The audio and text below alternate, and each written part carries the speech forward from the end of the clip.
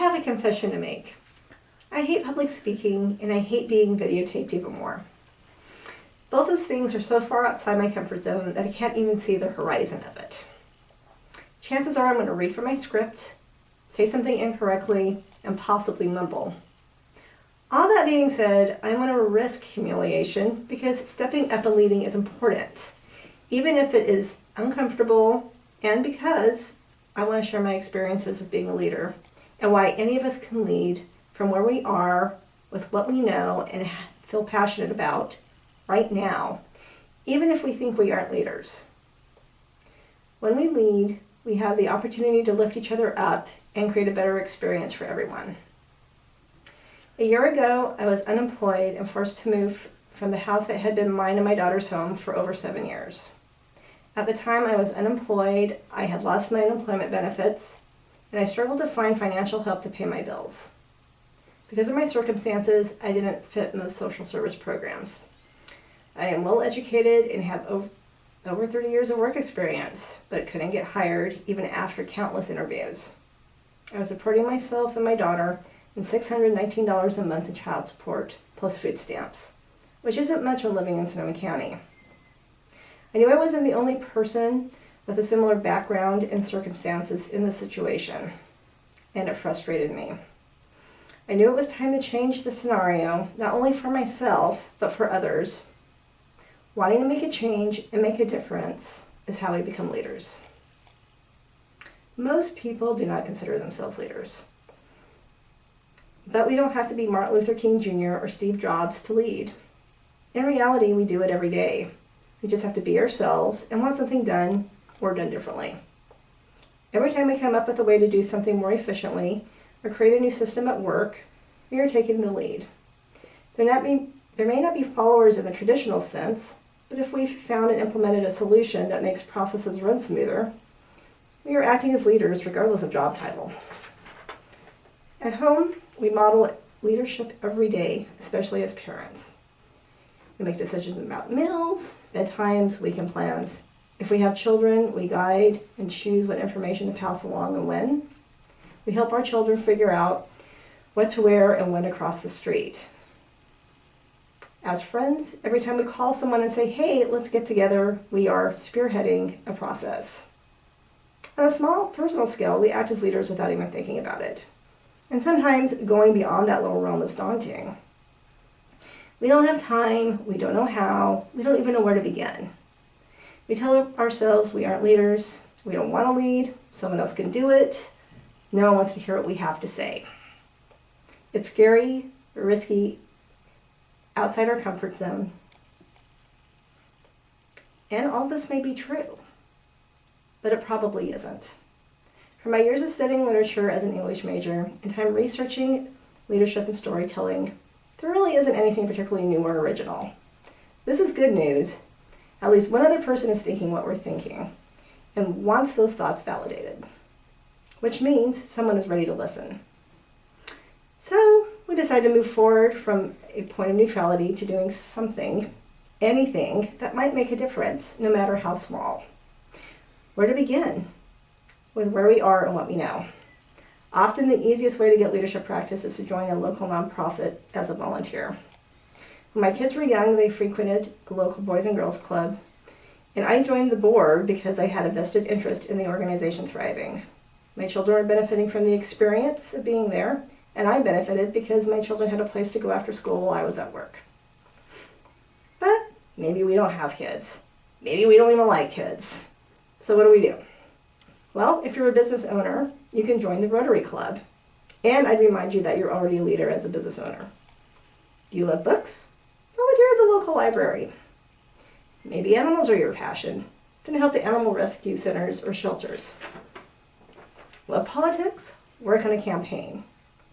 There are as many options as interests that put us in a position of leadership without having to take the full responsibility of leading.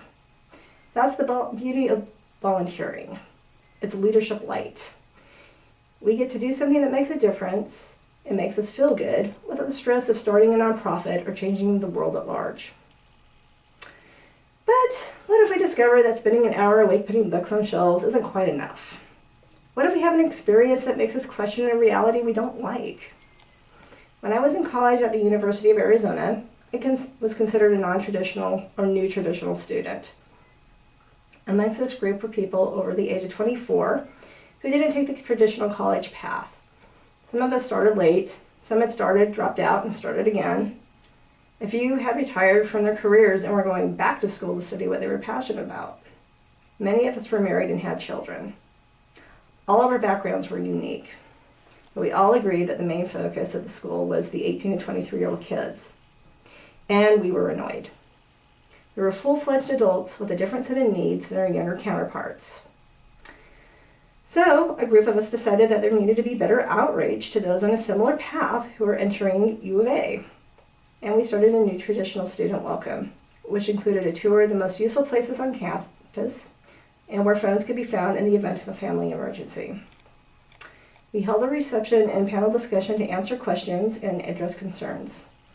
One person wasn't fully in charge of this event.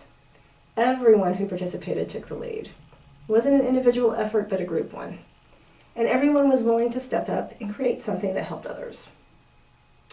My point is this: leading doesn't mean going alone. If we share our ideas and tell our stories, eventually we find like-minded souls who think our ideas are good. Often they were already thinking the same thing. From there, discussion begins, and maybe instead of putting books on shelves, a new program started at the library that encourages literacy. Remember, what we do doesn't have to be big. We just have to start from where we are and with what we know. And our ideas are something we know. Now, let's suppose we started small by volunteering, shared our ideas with others, gathered a group of people and implemented a program, but it still isn't enough. What if we've had a life experience that has shattered our foundation and made us rethink what we know to be true about ourselves? What if we look back at all our instances of where we stepped forward and think, gee, that was a nice start, but I want to do more? I'm not going to lie. This is the hard part because now we have to own our leadership. We have to be willing to say we are leaders, whether or not anyone is willing to follow, and even if we don't know how to begin. It's scary, risky, outside our comfort zone, and who are we to say that we're leaders anyway? We think we're imposters. So we go back to what we know and where we are. We've already started building our skills. We know what we are passionate about. And if we don't, we can ask a friend or family member. They'll tell us because it's the thing we talk about the most ad nauseum. So we go through the process of telling our stories and finding like-minded souls. Maybe we enroll in extended education classes or leadership programs. Maybe we get more active in our political parties. Maybe we take a slightly bigger step and run for city council or board of supervisors. Or maybe we write a ballot measure to change legislation. Or maybe we just don't know. I'm in that space of not knowing. It's hard, it's scary, and sharing this truth is risky and makes me feel like I'm an imposter, not a leader. How can I share my ideas about leadership when I don't know how to move forward and make the changes I want to see in the world? The story I told you at the beginning is true. I didn't share it with you to make you sad or feel sorry for me.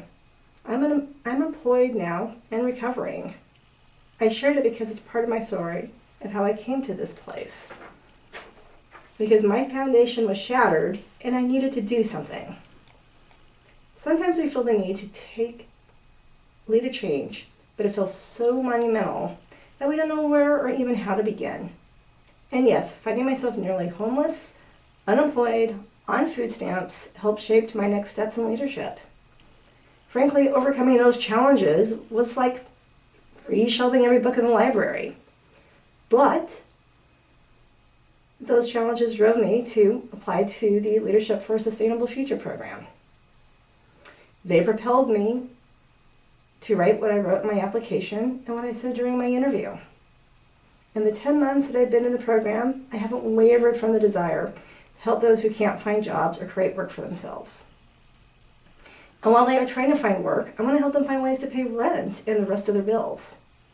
The leadership class that had the greatest impact taught me about systems and ways to change them, and about programs that are trying to help children have better lives as adults through education. I remember saying to someone at the end of this class that I can no longer sit still and do nothing, that I have to do something. And I felt the truth of it in my body. 6 months later, I still don't have any hows, but I have this. Start small, from where I am and with what I know, find like-minded souls by telling my story and sharing my ideas, and be willing to lead even if no one is listening or following.